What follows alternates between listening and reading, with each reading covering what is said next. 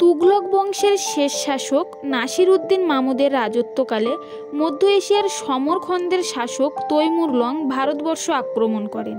তৈমুরের পিতা আমির তার্ঘি ছিলেন চাগতাই তুর্কি গোষ্ঠীর নেতা। নমস্কার বন্ধুরা, আমাদের চ্যানেল ওয়ার্ল্ড অ্যান্ড ইন্ডিয়ান হিস্ট্রিতে আপনাদের সকলকে স্বাগত। বন্ধুরা, আজকের পাঠে আমরা তৈমুরলং কিভাবে ভারত আক্রমণ করেছিলেন সেই কাহিনী আলোচনা করব। বন্ধুরা, যদি চ্যানেলে নতুন হয়ে থাকেন তাহলে প্লিজ চ্যানেলটিকে সাবস্ক্রাইব করে আমাদের পাশে থাকবেন। তৈমুর 1336 খ্রিস্টাব্দে সমরখন্দে জন্মগ্রহণ করেন এবং 33 বছর বয়সে সমরখন্দের কেচ অঞ্চলের অধিপতি হন। কিন্তু যুদ্ধবিদ্যায় পারদর্শী তৈমুর ক্ষুদ্র পিতৃরাজ্য পেয়ে সন্তুষ্ট ছিলেন না, তাই একের পর এক যুদ্ধ করে তিনি পারস্য, সিরিয়া, কুর্দিস্তান, মেসোপটেমিয়া প্রভৃতি অঞ্চল নিজ রাজ্যভুক্ত করেন। যুদ্ধ পরিচালনাকালে তার একটি পা নষ্ট হয়ে যায়, তাই তিনি লং নামে পরিচিত হন। লং অর্থাৎ খোড়া।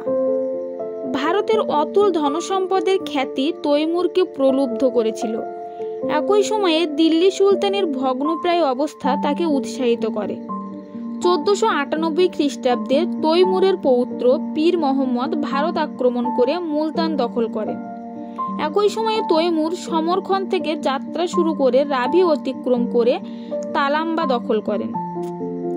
সিন্ধু অতিক্রম করে তৈমুর নিজ বাহিনীকে দুভাগে বিভক্ত করে অগ্রসর হন। দুটি দল এসে সামানাতে মিলিত হয়। এরপর তিনি দিল্লি অভিমুখে অগ্রসর হন। দিল্লি যাওয়ার পথে তৈমুর দীপালপুর, ভাতনার প্রভৃতি জনপদ লুণ্ঠন করেন এবং বহু মন্দির ধ্বংস করেন। দিল্লির উপকণ্ঠে উপস্থিত হয়ে তিনি ভবিষ্যৎ বিদ্রোহের আশঙ্কায় নিজ শিবিরে বন্দী প্রায় 1 লক্ষ হিন্দুকে নির্বিচারে হত্যা করেন। দিল্লির উপকণ্ঠে উপস্থিত হলে সুলতান নাসিরউদ্দিন মামুদ ও তার বিশ্বস্ত সহকারী মল্লু ইকবাল তৈমুরকে বাধা দিতে অগ্রসর হন। কিন্তু যুদ্ধে সুলতানি বাহিনী পরাজিত হলে সুলতান দিল্লি ছেড়ে গুজরাটে পালিয়ে যান। উলেমাদের অনুরোধে তৈমুর প্রথমে দেশবাসীর জীবন রক্ষা করতে সম্মত হন, কিন্তু তার বাহিনীর অত্যাচারে অতিষ্ঠ হয়ে দিল্লিবাসী প্রতিবাদ করলে তৈমুর ব্যাপক লুণ্ঠন ও হত্যার আদেশ দেন।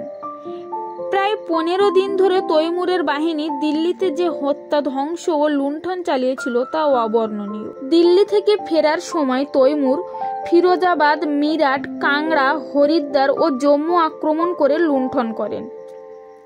তিনি খিজির খাঁকে লাহোর, মুলতান ও দীপালপুরের শাসনকর্তা নিযুক্ত করেন। তৈমুরের ভারত আক্রমণের ফলে এই দেশের রাজনৈতিক ও অর্থনৈতিক জীবন বিশেষভাবে প্রভাবিত হয়। এই আক্রমণ দিল্লি সুলতানের পতনকে ত্বরান্বিত করে। সুলতানের অপদার্থতার ফলে প্রাদেশিক মালিকদের স্বাধীনতা স্পৃহা বৃদ্ধি পায়।